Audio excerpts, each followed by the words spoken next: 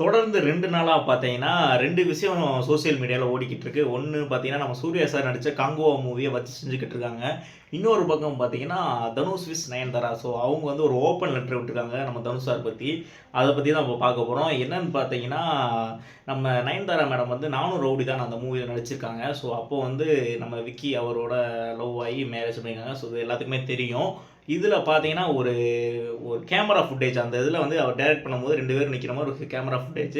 So அத வந்து இப்ப நயன்தாரா பார்த்தீங்கன்னா, ஒரு Netflixல அத வந்து ஒரு கேமரா அவங்களோட லைஃப் ஸ்டோரிய வந்து மேரேஜ் இது லவ் டூ மேரேஜ் அப்படிங்கிற மாரி ஒரு ஃபுட்டேஜ் மாரி வீடியோ ஃபுட்டேஜா விட்டுருக்காங்க Netflixல.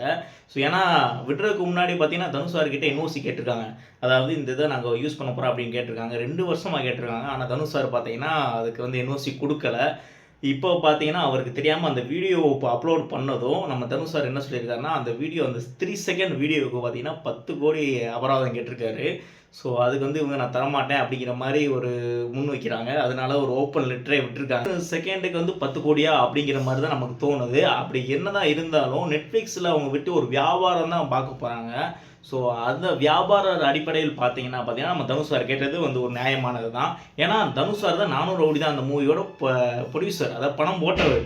ஸோ அதனால அவர் கேட்டது தப்பில்ல அப்படிங்கிற மாரி தோணுது. ஆனா இப்போ ரீசென்ட்டா ஒரு வீடியோ பார்த்தேன். தான் வந்தாகணுங்கிறீங்க. இல்ல அவங்க தான் எங்களுக்கு வந்து எதிர்நீச்சல்லாம் கேட்கும்போது யோசிக்காம வந்து ஒரு பாட்டை ஆடி அவங்க காசு கூட வாங்கிக்கல, ஆமா. பணம் கூட வாங்கிக்கல, ஜஸ்ட் கேட்டோம் அப்படிங்கிறதுக்காக.